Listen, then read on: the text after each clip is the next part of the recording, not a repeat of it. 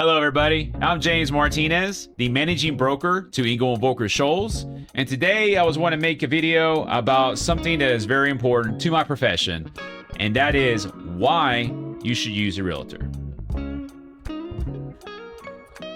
Now, first off, let's start off with what is a realtor. And when I say what is a realtor, I don't mean the television side of realtors. I do not mean the mega $1 million Shark Tank lady over there. Sorry, I don't know your name, out in New York City. But I am talking about the profession and the normal realtor. Like, just your everyday normal realtor, okay?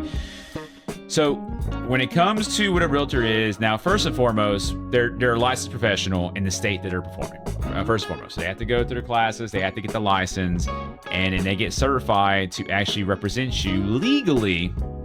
Because, we love to regulate and litigate everything in America, but legally be able to represent you in real estate. Now, that does build a certain kind of culture as far as they must be professional because they pass the license. I will tell you this, not all realtors are cut from the same cloth, not all realtors are the same. But there and again, I digress. We're going to get into the advantages of having a realtor and a real estate brokerage represents you, okay? Now, first and foremost, so a realtor, that is their profession, right? So let's go into examples as far as a doctor, right? So a doctor has to go to college for years. They have to do, not internships, but what they call it, residencies at hospitals, which is basically an internship, but you get paid. But it's residencies at hospitals to be able to learn their craft and for them to make sure that they are good at what they're doing, to make sure they're good to go as far as being released to the world to be a doctor, right? Let's go into engineers, electrical and mechanical. I mean, especially us being in North Alabama with a lot of engineering base and IT base. So engineer. A lot of you engineers here in North Alabama, especially around the Huntsville area, I would have no idea what I would be doing as far as engineering. I would not have any idea as far as building a blueprint on a let's say next generation weapon system that the government's going to use, or let's say I'm not going to be able to develop a blueprint on a new invention or mechanical as far as making stuff work like that. Haven't been in college for those things, haven't learned those things, and most of us would be like, I don't know what's going on there. But the people that do that have been practicing it for years and years and years. They learned it in school and they practiced it in years and put it, where their knowledge of it is a professional level. So going from there, and let's go into home builders, right? Because realtors, we're not home builders. We know how to sell it. We know how to get it on the market, get it sold, but we're not the home builders. We're not the ones that know how to build a thing. And most of you don't either. Most of you wouldn't know what to do with a 2x4 and making a house, if it was slapping you in the face. And so it's the same concept there. And so what we're looking as far as on a real estate profession, that is the same thing happening there. Now, a lot of people think I can go put an offer or do this and that, but you have to do contracts. You have to put this to make sure you're protected. And like I said, there again it's a contractual thing. You got to know the step and processes as far as from the beginning to the end, inspections, how they handle inspections, closing attorney, what lenders and what rates, what is the best route to go on that. You also need to know what something is worth too as well. You need to know the historical data, which now with us being as far as realtor, we have the access and we are the creators of the historical data to what even appraisers pull off of, because we handle the transactions to be able to tell you if something is worth it. And that's very important on both sides of the fence as far as the buyer or the seller. So that is why we need to make sure that you have the true professionals when it comes to taking care of your property. Now, what is a realtor going to do for you? Well, let's go into the different sides. Let's go into the buying side. Now, keep in mind I am talking specifically on the residential side. Now, the commercial, good realtor is very good to have, but we'll refrain from getting into that. We're going to talk about the residential side, especially since on the residential side, you're going to be a layman. So on the buying side, as far as the residential, so here's the thing as far as being a buyer, and that's why most people go and get a buyer's agent when they're looking for properties. And the reason why is because it's an overwhelming affair, especially being a buyer, because you're about to drop pretty much your life, especially in this day and age, in this market, in this horrendous inflation that we're at, you're about to drop basically your life savings into a house. And that house is basically going to be the accumulation of your equity from that point forward until you pay that sucker off. Okay, and a lot of people don't even pay off their house. A lot of people end up refining their house, getting more money out to do this, that, and everything else, and they use it as their personal bank. And then by the time they get retired and everything, they still don't even own the thing. And then eventually they don't even they die without owning the thing. But that basically becomes like a large investment that you don't even really own. So that's why it's very important as a buyer to make the right decision to begin with, especially when you're buying it, because this is a life decision that is going to haunt you for years, and you can recover from it if you're young enough, but once at a certain point, it could be something you don't even recover from, and you could lose. So with something as powerful and as life-changing for your entire family as buying a house, having a realtor there to know what they're doing, to know what something is worth, to know the ins and outs of real estate, and to handle the contracts is very imperative. I say again, very imperative.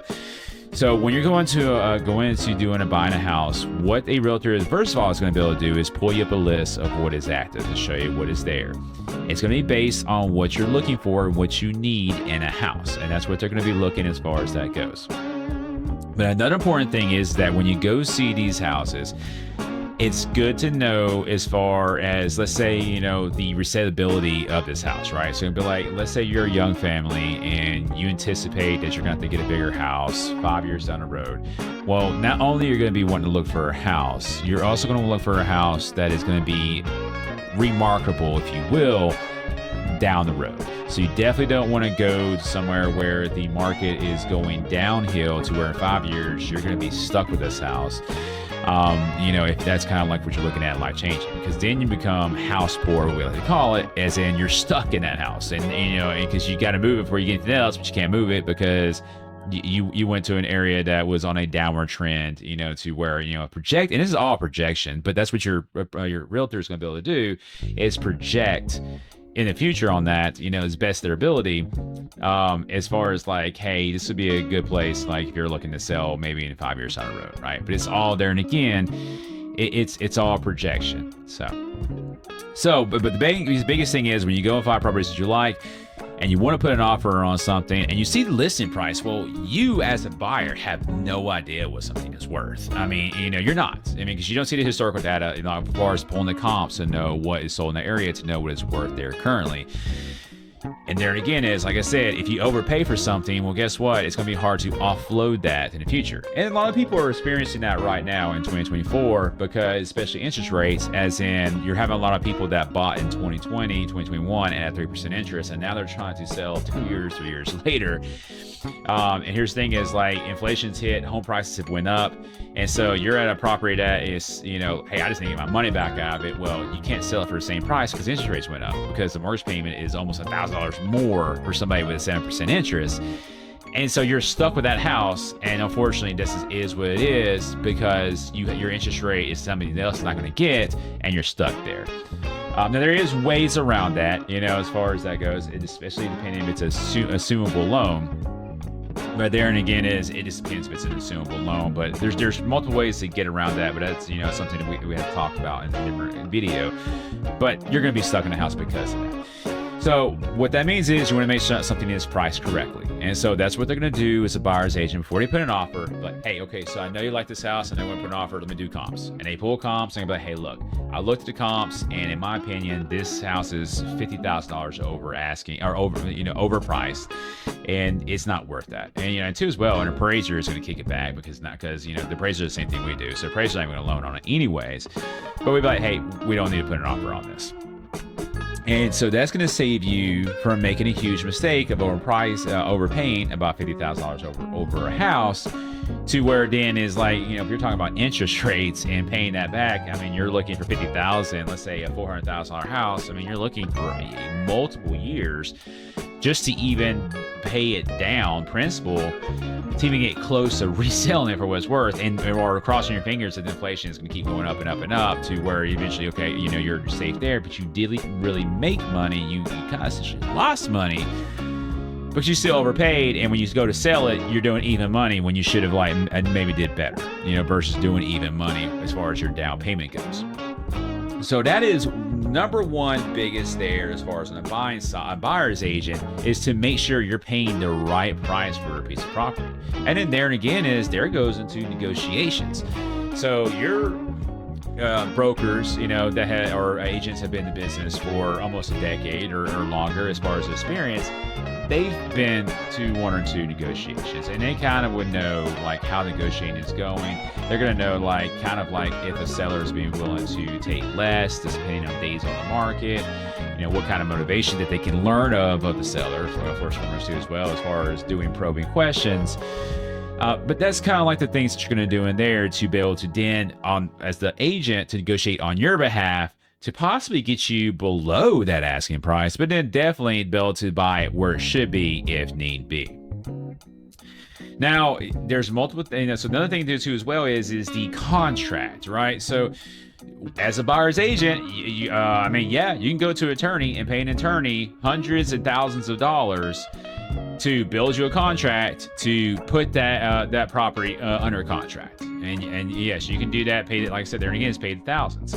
Because keep in mind too, as well, is on the buying side, typically, and it's about 98% of the time, you're not paying that. I mean, that's coming out of the seller's pocket, the buyer's fee. So one, you're not even paying to have that representation. They're just taxing you, and they're going to get part of that commission that's already there to get anyways.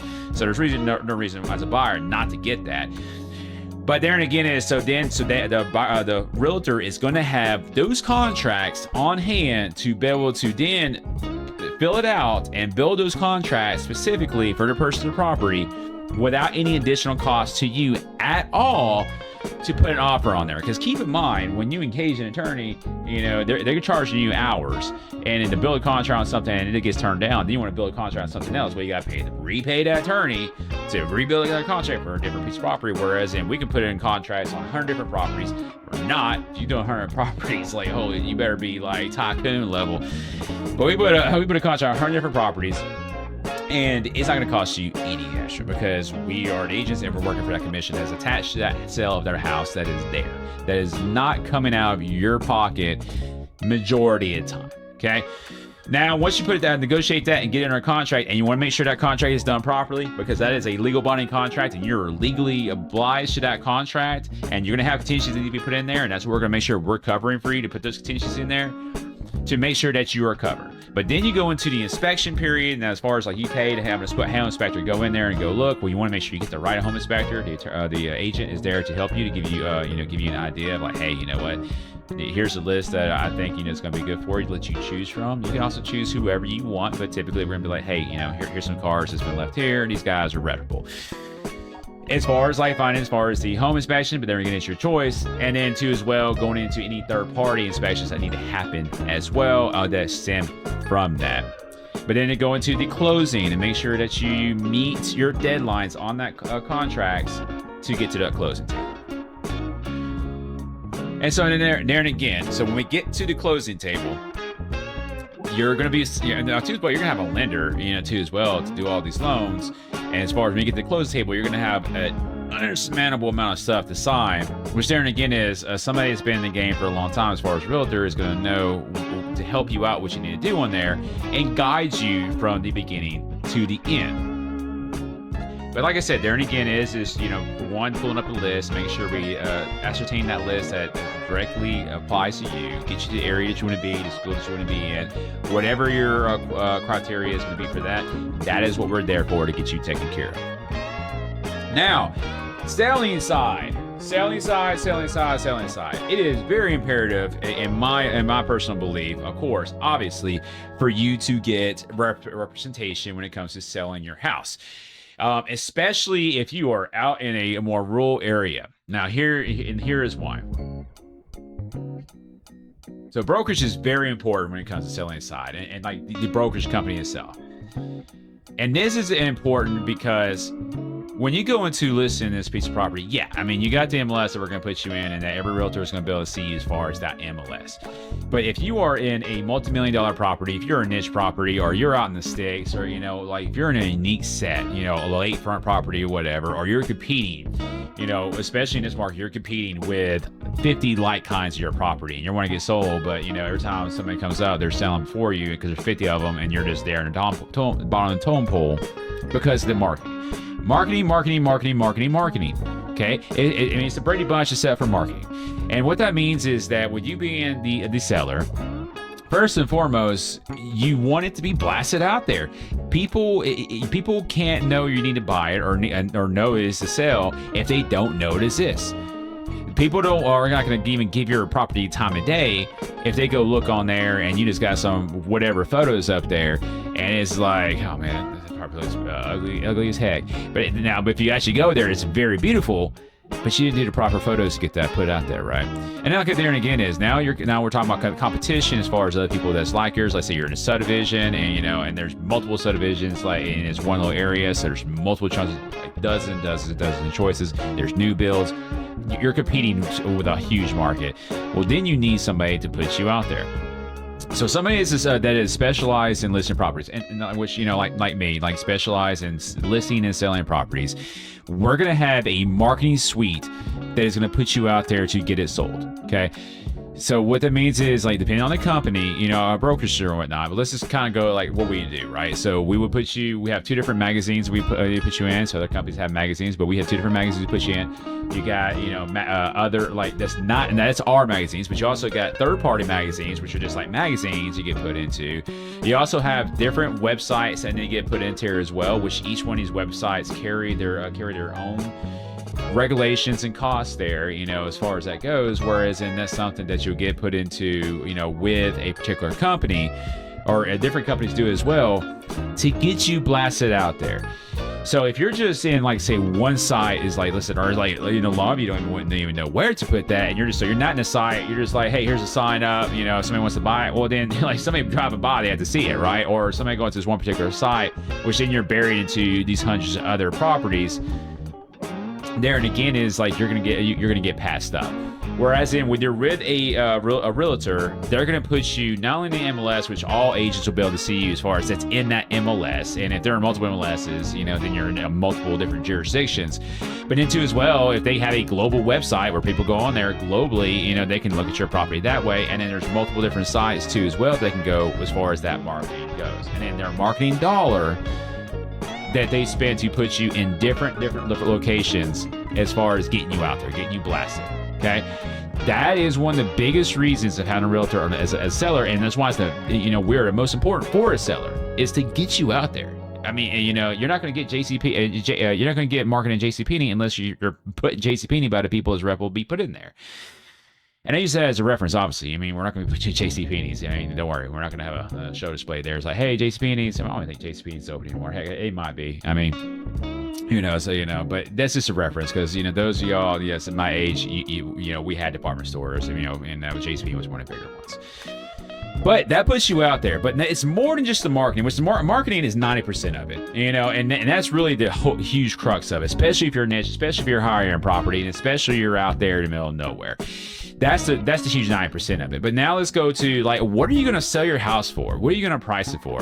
Please tell me you're not going to sell it for what you paid for, let's say, 10 years ago, because then you'd be leaving money on the table because inflation has hit, you know, and prices have risen, right? So somebody will find you real quick, you understand, but you're leaving so much money on the table. And that's another big reason, too, as well, is actually getting what the value of the property is.